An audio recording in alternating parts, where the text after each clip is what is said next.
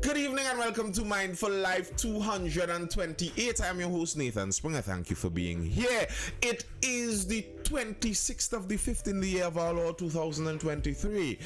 It's a Friday evening and everybody tired of working. Bim! Let me see the people who know the oldie goldies inside of the live chat there. Let's see who is up to the scratch when it comes to recognizing the retro music. But yes, it's a Friday. We're chilling, we're talking about some of the news articles.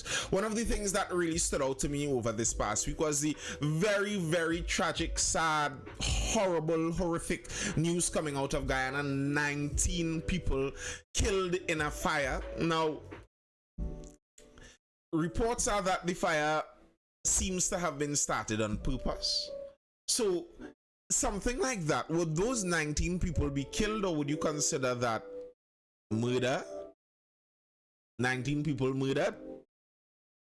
However you put it, but 19, and the majority of them being young schoolgirls killed by a fire. Hard and harsh way to go.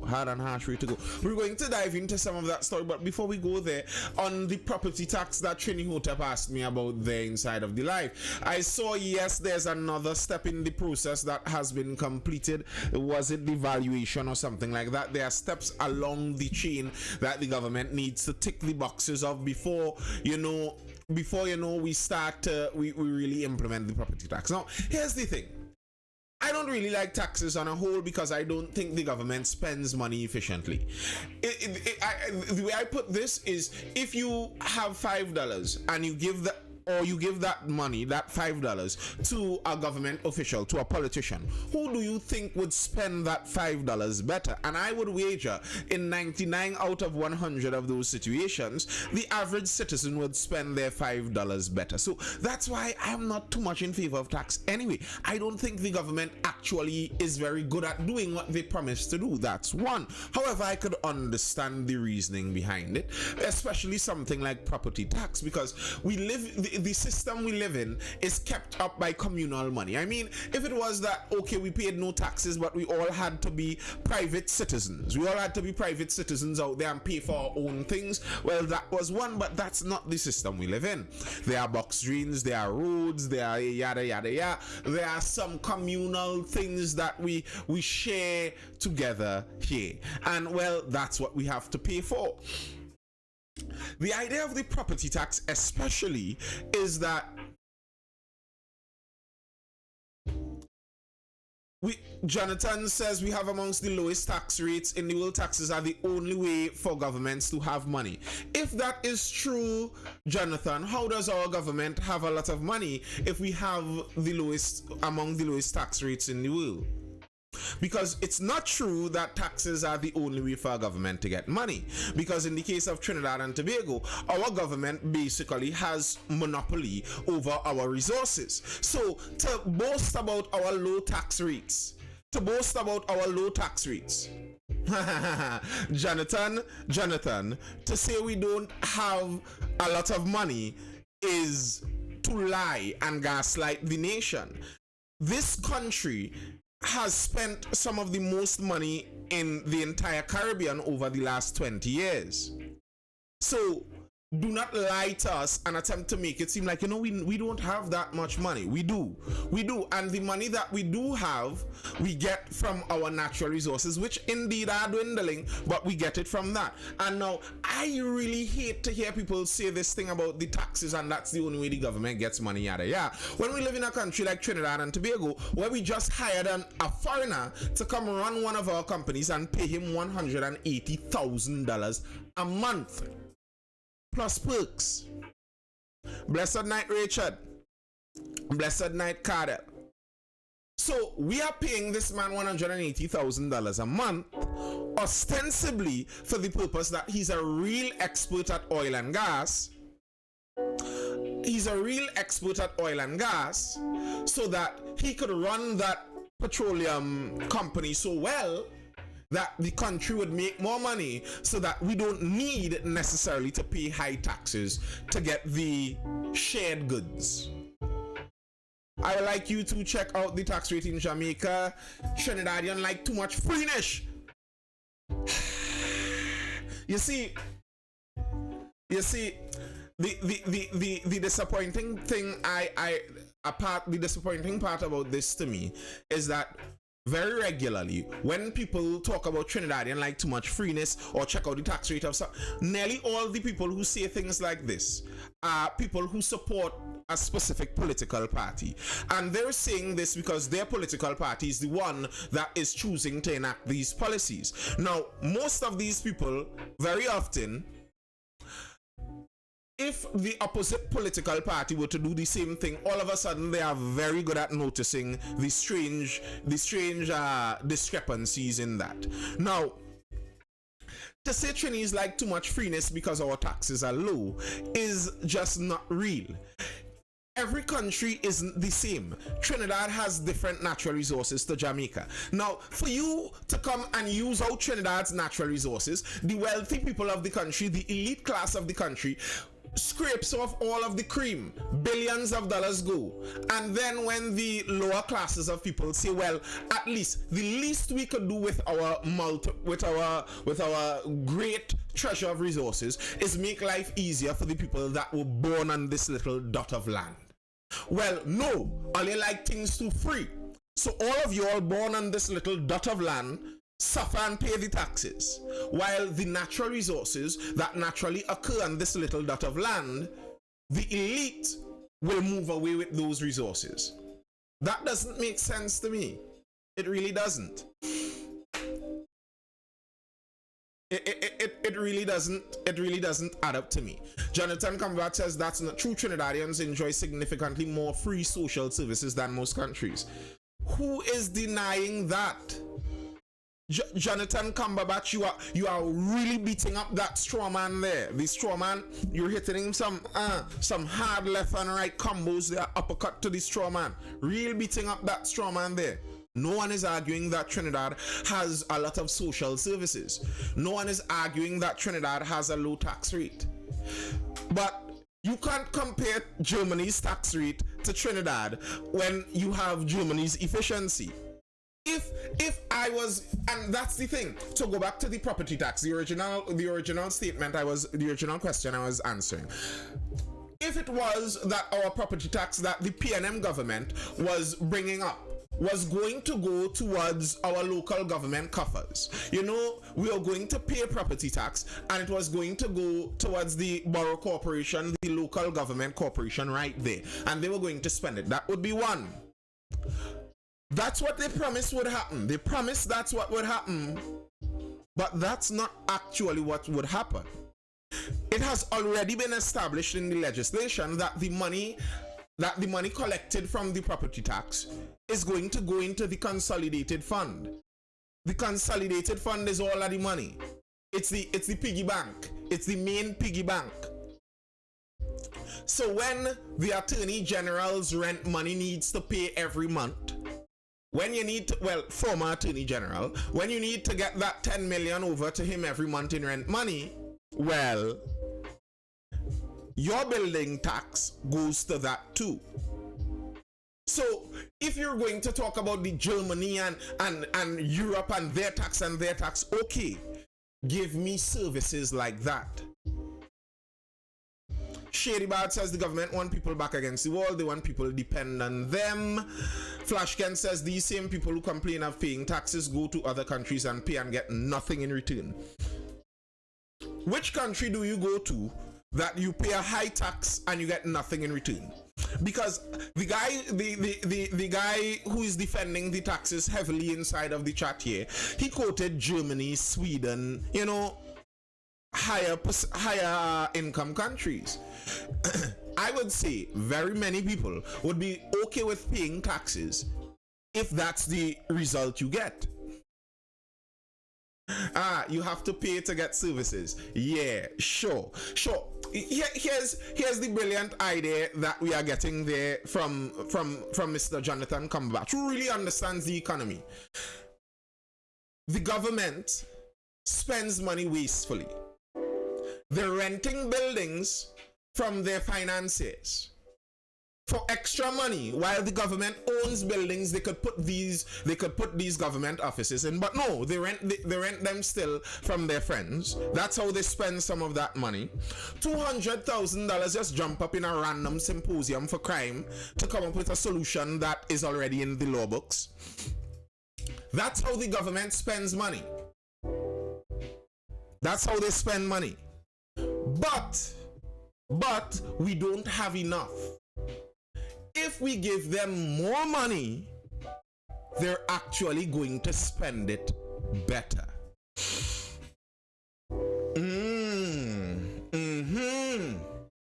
Yes. Sir, I really hope. But Jonathan Cumberbatch, I see in the PNM card. Your PNM card showing Johnny. Johnny, your PNM card showing. Because who talking about Mr. Manning? Who is talking about? You're here making a general defense of everything PNM ever did. We aren't talking about Mr. Manning here. Mr. Manning is gone. God bless his soul. I am not protesting the waterfront here. No one is arguing PNM's waterfront here. That's not the argument. Following?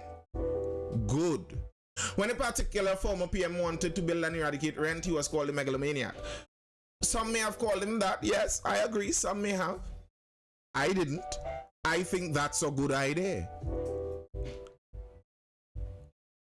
And the idea that someone is a spendthrift and spends money badly, and if the way you get them to spend money better is giving them more money, you of course you did, Jonathan Cumberbatch. Of course you did.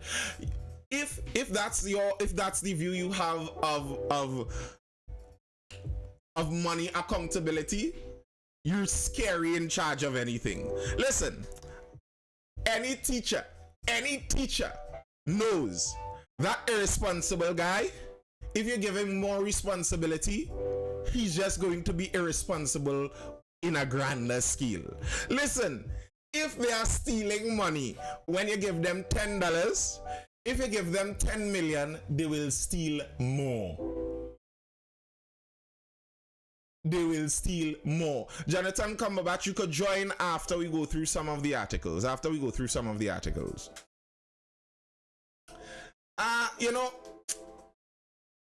Join. Let's discuss this. Select to join, Jonathan. Let's discuss that. Let's discuss that. Come in and join in and let's discuss.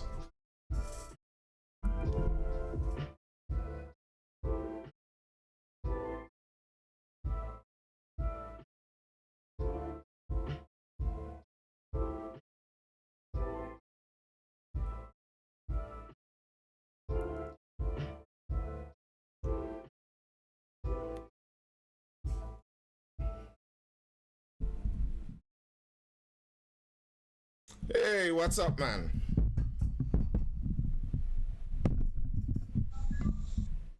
I came across. You hear me? Yeah, I'm hearing you. As I was scrolling TikTok, and as I said, I'm getting older in this country, and I'm very concerned with what I'm hearing out there. I applaud all you and several others, young people, raising issues about what's going on in the country.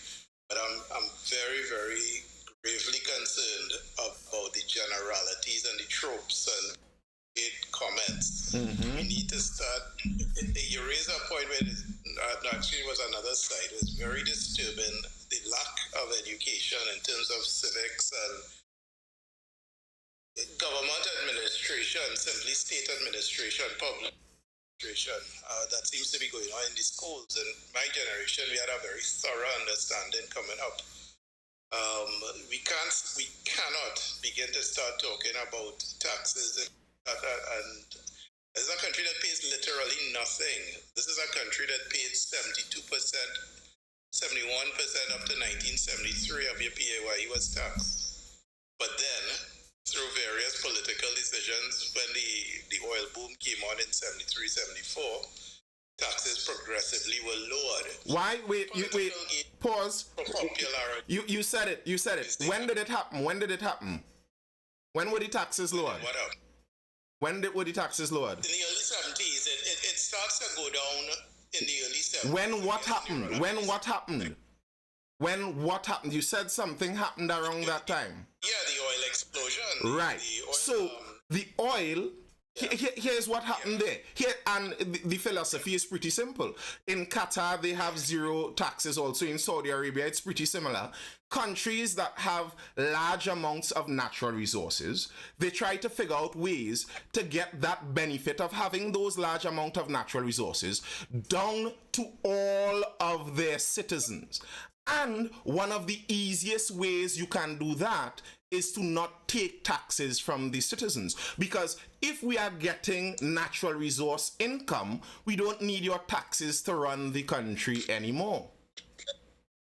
That is predicated, however, on a very different social construct of Trinidad and Tobago and also a private sector / public sector. The states of Saudi Arabia, etc., as you know, have their fingers in literally anything. Well, it's authoritarian.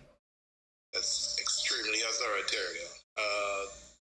Not too dissimilar to Russia, I would say, but then Russia is virtually a hybrid of state economics and gang economics. We talk about crime in Trinidad. My friend, I have traveled much of this world and worked in much of this world. We are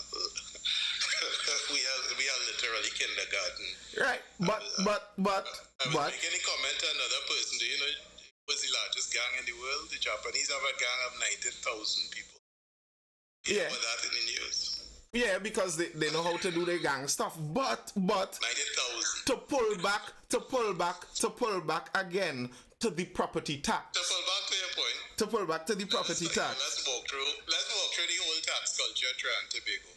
It would have been immortalized in Sparrow's Calypso in the 60s about pay as you earn, how you're sharpening the cutlass when the man come to collect the income tax. That is when taxes began to go up in the 60s. There were riots based on stressed man feeling, etc. But everyone got into it. They understood.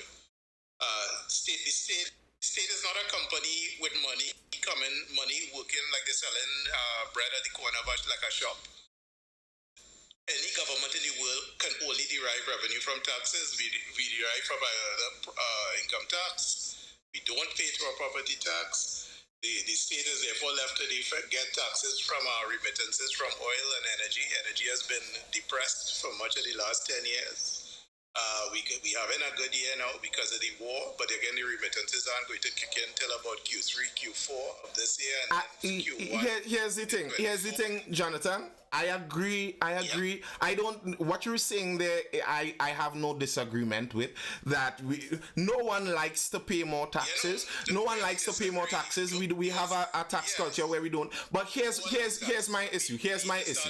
We are living in a natural resource rich country.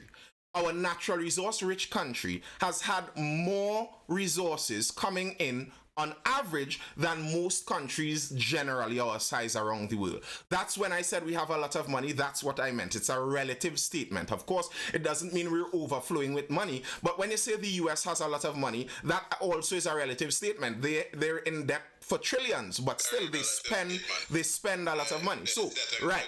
We use those resources that come in. So to make it seem like, we don't actually have a lot of money when we're using the resources, that's a bit of dishonesty there.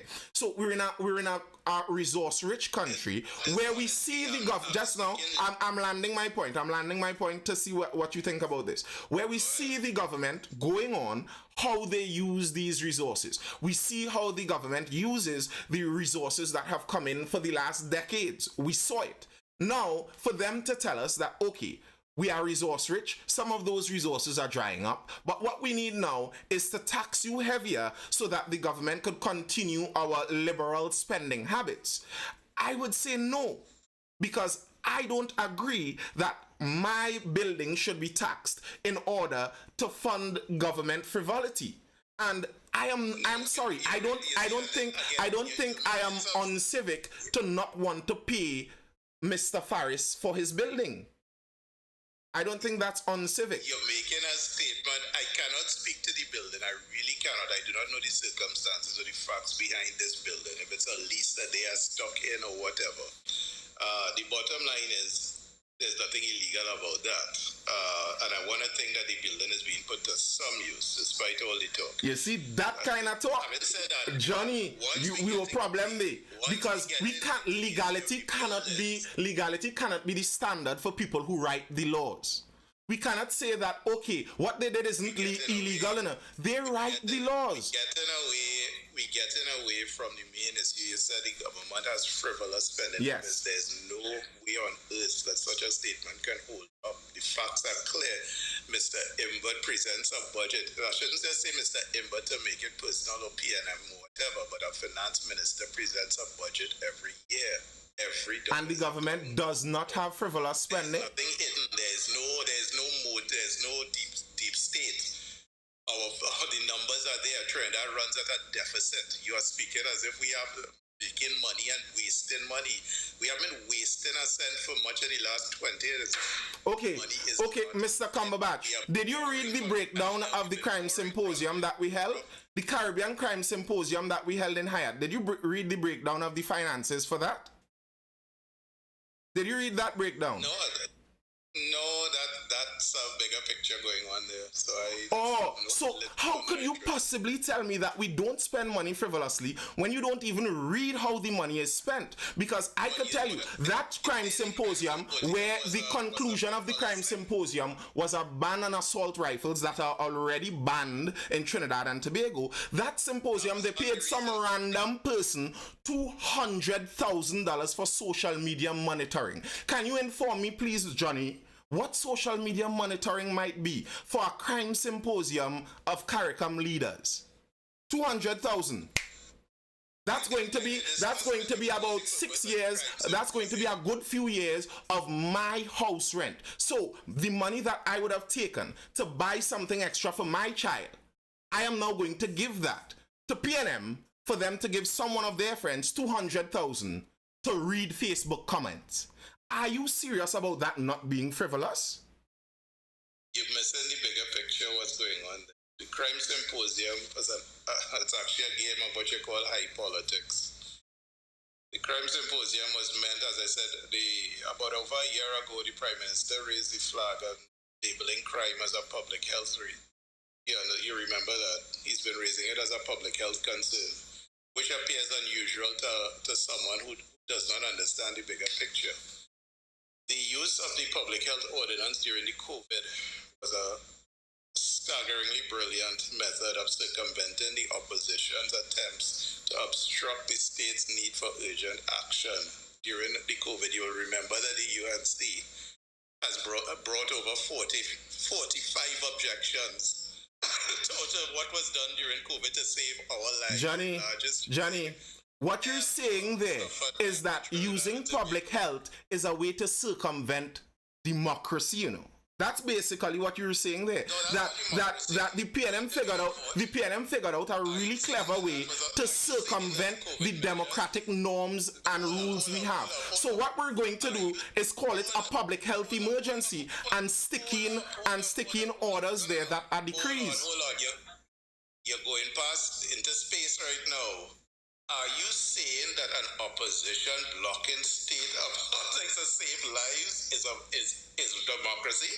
You are assuming that here's what's going on here, Johnny Cumberbatch. You are assuming that all the decisions the state makes are correct. You are assuming that the state is a benevolent God. Wait.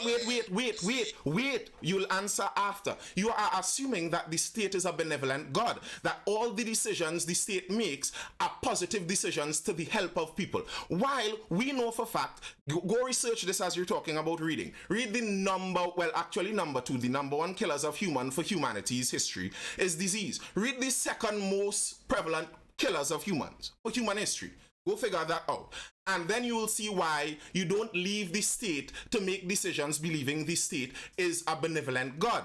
What we have are checks and balances. So you might consider the opposition just being disruptive. But that's the nature of our electoral system, of our democratic system, to make sure that there's a check and balance on the government. Okay, you know what would make the government able to do all that the government really needs to do for the betterment of people? If we give them the supreme power of a supreme leader like they have over in North Korea, then Dr. Rowley, could enact all of the necessary policies to make this country run perfectly. You're understanding the problem therein? If I get allowed to speak. Yes, now you can. As I said, we have seen with our own two eyes the so-called coalition, the People's Partnership. I say so-called because it was never a formal document or no formal agreement on anything. It was merely PR. The coalition that led this country through end of hell for the 2010 to 2015 period had a 29 to 10 majority. In other words, the famous 3/5 majority, giving them the opportunity to fix everything. Constitution, every law, everything. Did they lift one finger in that direction? I know where they lifted their fingers in many other directions. Pretty clear to all to see. As I said, I didn't bother. There's no need to even belabor that. The evidence is there, and that's not all history. And many of them are still around. They are never coming back. You see, that much is clear. Johnny, Jonathan, I have to look at what we have left. No. This isn't going to help. I am not a UNC fan. I know myself personally, knowing that one side is absolutely discredited, and I have to make do with what the other one is doing. Much of the COVID, as I said, much of the COVID measures were endorsed and supported by global experts through the WHO. And I don't care about those global experts. That's the thing, Jonathan Cumberbatch. I don't trust the global experts. You cannot tell me that I should not question your decrees because the global experts said so. I want a democratic system. I do not want a system that is run by a technocracy. I do not want that. The Soviet Union was run, Soviet means it's basically committee. It was run by the technocrats, the experts on committees. I do not want that. I want to select my leader democratically and say, you select the will of the people. I don't want you to go to school and learn something in a book and then come to preach to me and tell me, I decree this is the best course of action for everyone and this is the action everyone must take. That's not how democracy works, and I don't want a country to work like that. I'm sorry. I don't want it.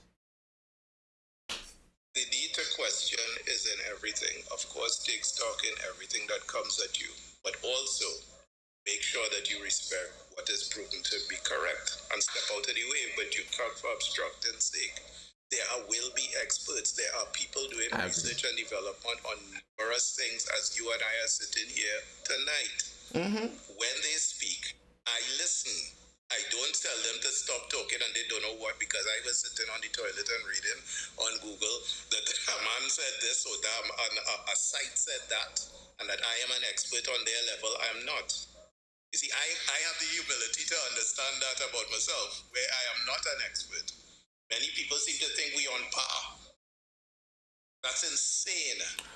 What do you mean on par? When you say on par with what? On par with what?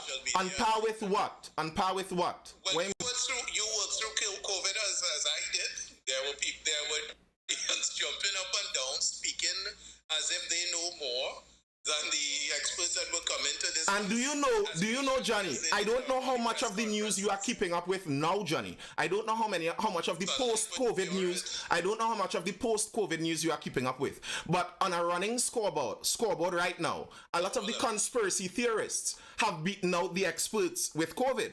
Because the experts said that it came from a bat and transferred to a pangolin that was killed in a wet market, and somebody happened to eat that pangolin, and that's how the disease came about. And some conspiracy theorists were saying, wait, there's a biological lab right next to that wet market that researches coronaviruses and does experiments on them.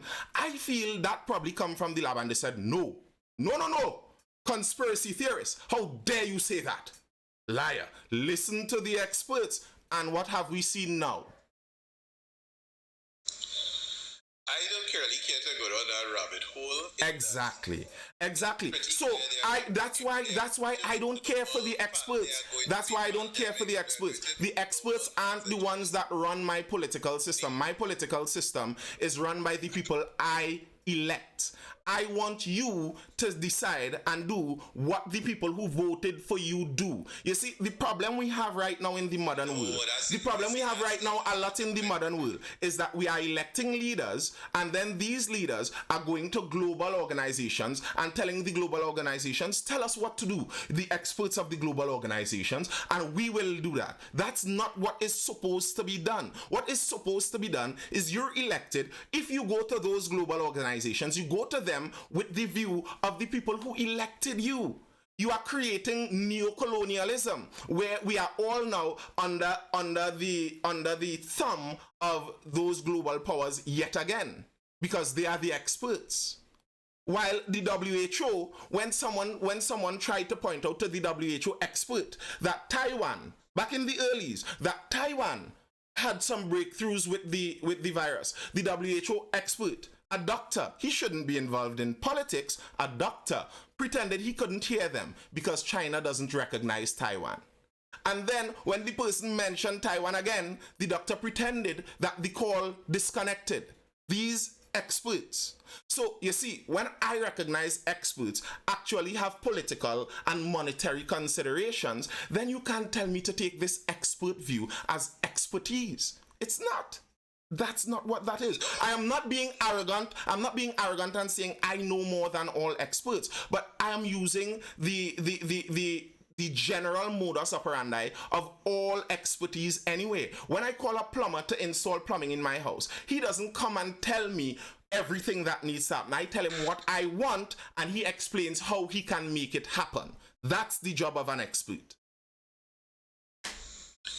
Ultimately, the job of an expert is not just to do as they are told, which does not about but also to be proactive and seek for the betterment of whatever is the challenge in front of you. That is the full role of an expert. I am an expert in what I do in my profession. I would like to think expert in what you do in your profession.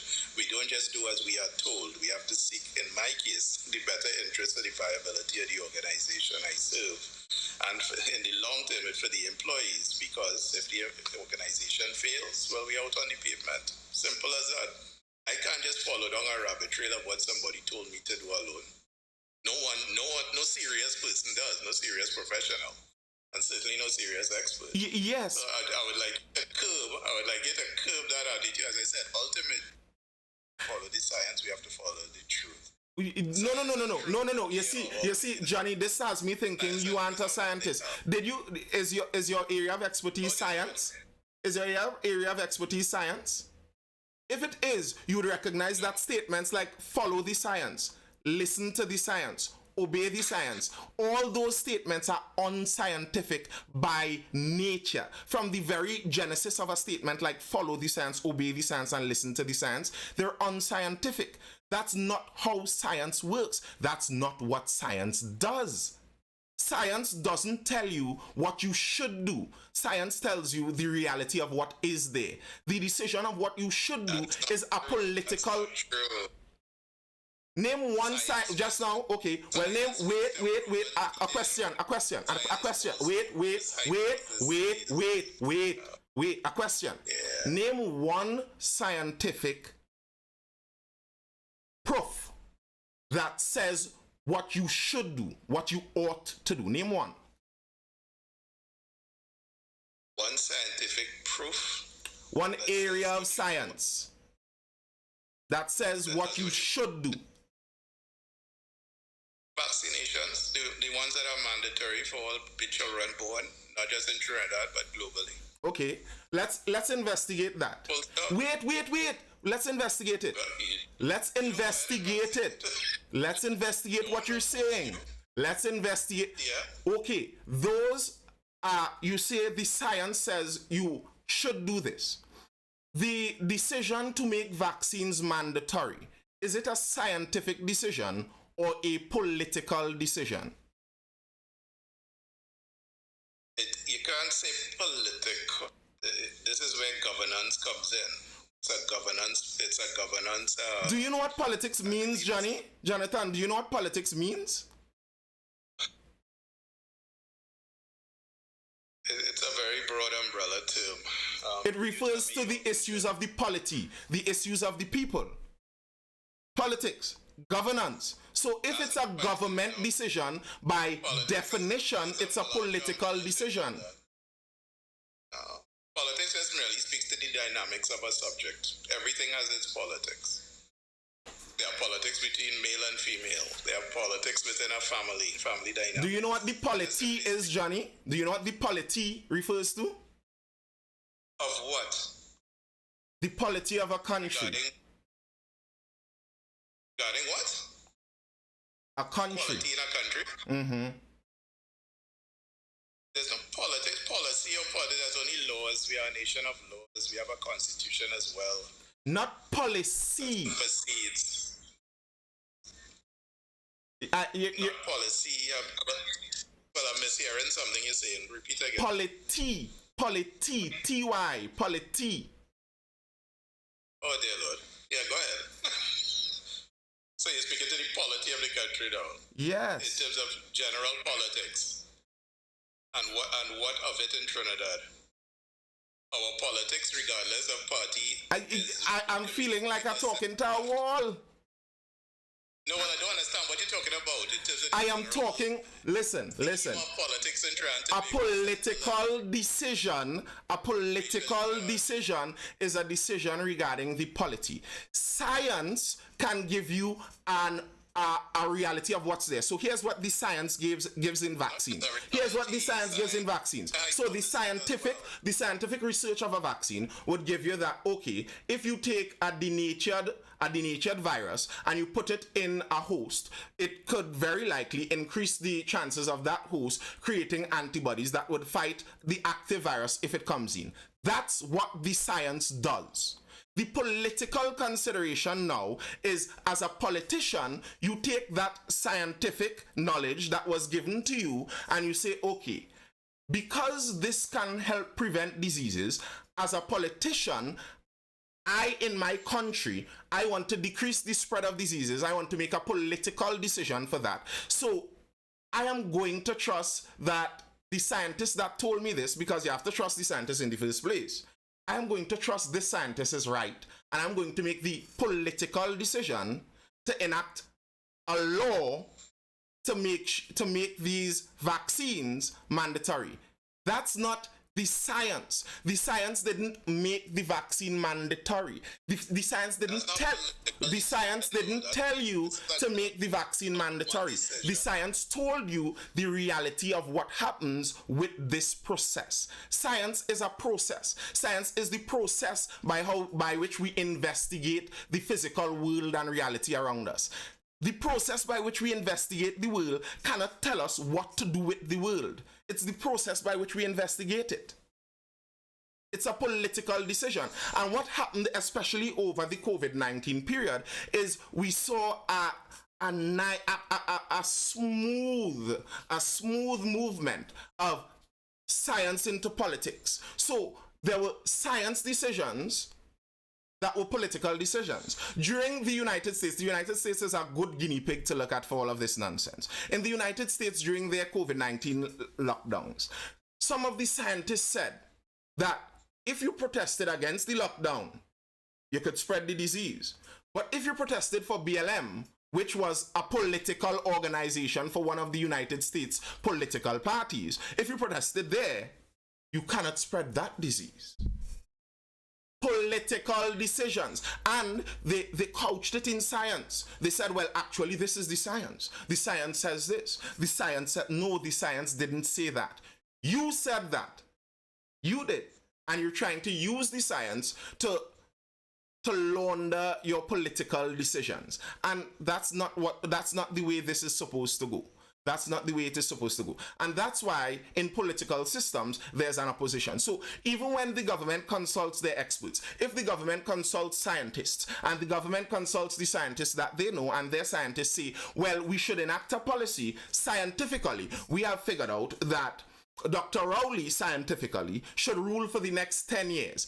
As some scientists did a study and they figured out scientifically the best outcome for Trinidad is for Dr. Rowley to rule for the next 10 years. Well, good thing is that we don't follow science in this country. That's not how we are ruled. We are ruled by a democratic political system. So when he comes to parliament and says, well, the scientist says I should rule for 10 years, so I'm trying to put this into law, the opposition could say, nah, we don't believe that scientist. And there's that back and forth. To say that, okay, well, we're going to declare this a public health emergency and bypass the opposition's ability to argue with it is bypassing democracy. No one is bypassing any opportunity. No one is blocking or preventing the opposition from voicing their opinion. We have an opposition that has been given ample opportunity to counter and provide alternative plans, etc., to various state policies and receive nothing in return. All I do see or hear from an opposition, the current opposition, is a lot of gotcha politics, where they simply look for who said what and who did what rather than lay out. My friend, because we have to step back and look at what is the whole parliamentary system, etc., as they want to talk about politics. Parliamentary system says to have one person in charge and one person in opposition, and usually term the government in waiting. There's a reason for that. You, when the election, you are governing Trinidad and Tobago, you, of course, are coming with an agenda or slate that you would have promised the electorate, and, of course, you wish to implement. My job is not to just block you. My job is to hear what you are saying, see if I can improve on it, tweak it, come with suggestions and alternate plans, and who benefits the citizenry. That 100%. Is all the idea that was meant. Just so you know, I'd just like to put this in there. I am a. That's not how it will. I am a vociferous critic of our opposition, and I regularly see in Trinidad we get a poor government because we have a poorer opposition. And Dr. Rowley could play around on some of these issues because he knows that the opposition is basically impotent.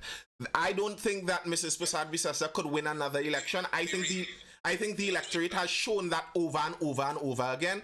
I agree with that. What I'm saying here isn't necessarily saying that the opposition I am nearly every time I see the opposition argue a point, I want to pull out my hair. For example, I saw the opposition arguing about the commissioner of police being extended, her retirement being extended, and they're like, what qualifications? And I'm like, well, the lady was just selected. Obviously, she is going to get an extension. The argument there, if you want to make a good opposition argument, you wanna push in and make some points, isn't to say what qualifications for extension, is to make the point that you all hired someone on the edge of retirement in the first place. That's the point. You could pound home that point if you want to make it. So I agree. We have a poor opposition. That's not what I'm saying. What I am arguing, just before you come back on, what I am arguing is that even with the poor opposition, I think putting something or couching something as a public health emergency in order to bypass even the poor opposition is not a positive on democracy. Well, I'll tell you what's not a positive on democracy, as you would be fully aware, based on you seem to be learned in terms of the ways of that opposition. You would also be aware of the history of blocking every crime initiative regarding the bail bills, the etc., etc. The list is long and hard, and what becomes very clear, again, because of the lack of an alternative plan provided, is it's blocking for blocking's sake. What would you do with a clock ticking and a re-election coming around and people clearly wanting to see action on crime? You have to think. The PN, I don't have to politicize it. The government, understanding what game the opposition wished to play with COVID, someone suggested the idea you don't really need to pass new laws. The public health ordinance can be tweaked with up and down votes. And they proceeded to do so, to the admiration of the entire CARICOM, who proceeded to do the same, all the various governments. Now, to be fair, none of them faced, from my general reading, none of them faced as hostile and obstructionist and opposition. Most oppositions of the world were on the same page of the ruling government. In many ways, there was an opportunity to gain from that, in that, to me, if I were in the UNC, I would have been setting up tents in my constituency and being the most vocal, asking the government to pass through and set up, etc., it could only look good. Instead, they chose to oppose every single move until their own had to come publicly in the media and criticize them. Are you all crazy? No one in the world is doing this. I continue to state, as you mentioned, we are suffering significantly based on their. Well, as I said, I sometimes wonder if governance is their mission at all. There are other dynamics to our politics, which I don't want to go down that rabbit hole tonight on. But, the thing is, to me, my problem with this is I don't see the arguments pounding the opposition into the dust as being beneficial to the government. Okay, if you're pointing out that the opposition is bad, okay. If your hope is to try and always just be better than the horrible opposition, I think that's a failing attempt, and you're going to lose at that attempt eventually. And that's not the biggest. I take your point. The biggest issue going on right now is, again, it's a population raised in terms of gotcha and shoo and old talk, as against being solution oriented and idea or. So here's what I'll say to that. I agree. I am not for the gotcha. I'm not for the gotcha. So the solutions I have, for example, for this property tax bill, I had a conversation. I don't know how much of my content you watch. I had a conversation with the chairman of the Tunapuna Piako Regional Corporation. He's a PNM guy. Yeah. And we were talking about the property tax, etc., in particular with local government, because I wish local government could have been the strongest area of governance and politics in this country, because that's the area that has most of the effect on the regular citizens' day-to-day life. But in local governance, you could see where the money is needed, what the money would be used for. If it is that you're taking 100, 300 from me every year, how much ever from me every year, and I could look in the local government's ledger book and see, okay, they took in so much and so much in property tax, and I can look out at my community and see it. Fine, but that's not what they're saying. They're promising that the property tax is to help us with local government. But then when I asked, and they told me the funds will not go to local government, but to the consolidated fund. Why do that if you're telling me that your aim is to help the local government? That's solution oriented to me. Don't muddle it all together. Go ahead. I cannot speak for the Minister of Finance, but ultimately, when I do hear what I hear coming from the state, it suggests to the original point, we do not earn enough. And as I said, the state is not a Chinese shop, and I don't want to use the term like a pejorative. It's not a shop around the corner. The state depends on taxes. Through the politics over the years, our tax rate, what the state has collected from people, as low, and the tax rate alone, as 25% is one of the lowest in the world. You can Google it, you can compare and contrast, and that's for the people who actually are salaried and paying it. Mm-hmm. We all know also that the vast majority of working people don't pay tax at all. Mm-hmm. So there's that. Yes, and I don't see just by the way. Of course, at the top. No, I know whole. So right. I don't think I just pour bash in. Mm-hmm. At the top as well, the doctors, the lawyers, etc., as we all know, they aren't really paying the accurate amount of what they are earning. Correct. As corporations, for all the pounding we go about, the corporations actually are the most pounding, because they have to. It is very doubtful that anyone is carrying a second and third ledgers. Those things tend to come out very quickly. They tend to be the most honest, but it's only so much. This is an island. So their amount, which I'm pretty sure is the majority of the 35 billion that was collected at the last budget. Here's my thing on that. That is about a $6 billion. Two parts on that, Jonathan. Two parts on that. One, I don't see how increasing the taxes would catch the people who don't pay the taxes, because people who don't pay taxes just don't pay taxes. You need an IRS right, and I guess they're trying to do that too. That's a whole other topic. But it's been too much talk. They should have been implemented a while ago. But the issue for me is exactly that. You're saying that the problem is the country isn't making enough money. Well, then the country is spending too much money. Like let's look at what the let's look at what the country spends the money on. The vast majority, without a shadow of a doubt, goes into public sector salaries, pensions, and what they call subsidies and transfers. Brother Johnny, the islands refer to us as its freeness. Mr. Cumberbatch, No, my friend. fire the whole public service for my part. Subsidize electric. Sir, The lowest electricity. you are not hearing me. Fire the whole public service for my part. Dear Lord, I'm not going there. Oh, you see, that's the problem we have in Trinidad and Tobago. To me, that's the problem because I don't work in the public service. Every cent I get, I have to go and figure out a way to earn it.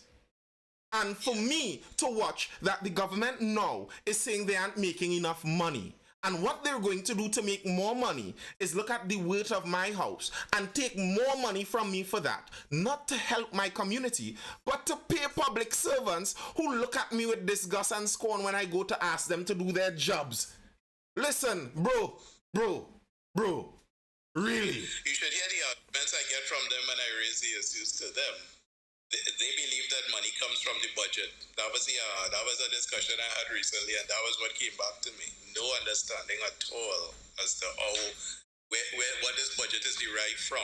And as I mentioned to you, Trinidad has been our biggest earner for the state, has been depressed for over a decade. We are now getting a bit of a lanyard. What does that lanyard do? That's not money coming into your or my pocket. That's just lanyard that holds the government back from raising the necessary taxes. Governments only function on tax revenue. They don't get money from anywhere else. I don't disagree. Understand the thinking in this place. But what I'm saying, Johnny, Mr. Jonathan Cumberbatch. And I should add, and loans, which Trinidad cannot afford to go much further on. What I'm saying is I see what they are spending the money on.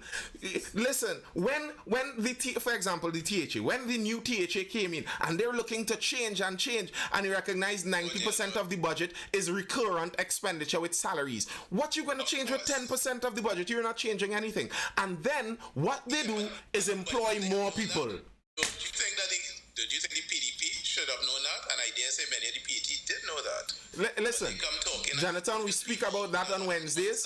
We spoke about Mr. Farley. I went through an article before they were elected, because I've been doing this for a little while. Before they were elected, I went through an article about Mr. Farley, and I was giving him praise because he was talking about this exact problem. And he was saying what we need to do is we need to get entrepreneurship, the spirit of entrepreneurship, and get people off of the... I was like, well, excuse me? Listen to this guy. And then they came in and they employed more people, and this is where I see the problem. And some people who are PDP supporters, some people who are the PDP supporters over in Tobago, they're telling me that they're employing more people so that in the long run they would employ less people. I'm like, stop trying to sell me the bridge. And it tells you a lot about how people think once their side is in. Exactly. And I find some of that argument seems to be some of the property tax argument. I am seeing how the money is spending right now to tell me that we don't have enough money and you need more money out of private citizens. I don't make public sector money. You're going to tell me I understand what money is. Money is my labor. Let's say I am a manual worker. If I am planting corn, money is the corn that I plant in the ground. It grows up after my hard labor. So you're going to make me work more to give to the people who work less. How does that make sense? That's my point with the building and property tax. I can't go down the road about the public service. A public service is necessary. There is no country that does not function without some element of public sector labor. Public sector is quite pervasive. It's a huge umbrella term, as well as it spreads from military and the army, etc., all the way to the person as I said, who is out to lunch the only time you get a chance to go to Inland Revenue to do something. That is a problem. They have been handling it in a particular way through attrition over the last 30 years across all administrations. During all persons who retire out, whether they need to refill the position. So that bill has actually been cut considerably over 30 years, but still to go. That said, we are still stuck, and it doesn't take away the pension issue, and it doesn't take away the other transfers, etc. The fact that pensioners don't have to pay for much anything, and of course, persons before working age and persons up to, is it $7,000 a month now? 5,000 or 7,000? Is 6,500 or 7,000? It pretty high.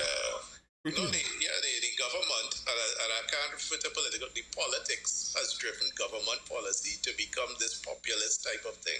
But here's my view, Jonathan. The numbers are there, Mr. Imbud stated 35 billion received in taxes. That's a tremendous shortfall. He makes it very, what is required to make Trinidad function just day to day, and it's over 60 billion. The issue I think some people get when I'm talking about this, I'm talking about giving the government less money, and some people think that on the other side of it, I am of the general Trini view where I want a lot from the government. But for those, I don't know how many of you in the chat now are regulars in the chat, but for those who are regulars in my life, I always warn people. One of the most regular things I say is warning people. When you're asking for things from the government, understand the government doesn't have money of their own to give you anything. When you're getting a promise from the government, they're promising you your own stuff. So I am of the view, sir, don't help me, please, don't help me. Because I know that on the other hand of this help, you're going to have to take more money from me. So I am of the view that I think Trinidadians need less of that help. Now, I agree, I'm not saying the public sector well, I did say the whole public sector, but I was being facetious. Of course, you need some public sector, but the way how our PSA says that all the time, every area in the public sector is understaffed and overworked, I think we all know that's a lie. I believe some Elon Musk and Twitter could happen to the public sector. I don't know how many of you followed Elon Musk's acquisition of Twitter. He fired something like 90-something% of the workers in Twitter. And the company became more profitable. Yes, there was a shock to the system to see if it could survive with that. He would probably have hired back some if it really got dark, but it seemed to find a different footing, which was the purpose of that experiment. I think we need an experiment like that in the public service. But the problem is, the last man to try something like that ended up getting shoot. Long story short, but we want to talk solutions. I want to leave you on a particular note, and it's been spoken of by the Prime Minister himself in various capacities over the years, but it just frustrates me that action hasn't happened. He has spoken repeatedly to adopting the Canadian and a lot of the European states the particular model of decentralizing the state, in that you pay your income tax, as the Canadians say, federal tax, and that revenue is redistributed to the point you were making to the various, what we used to say, county councils, to the regional corps. The regional corp, who is elected to run those tend to be much more prominent in the news. I am Tunopuno Piako, whoever becomes he receives funds to see to all the repairs, etc. There's a prioritized list made in constituents, and I use the word constituency, not politically, for that area.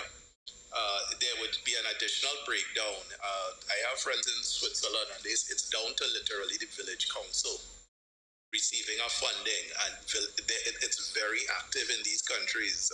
It doesn't make our news.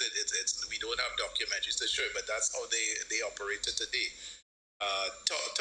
Literally the term town hall meeting. Town hall meetings are held in these advanced nations. In Canada, it breaks down to the provinces, etc.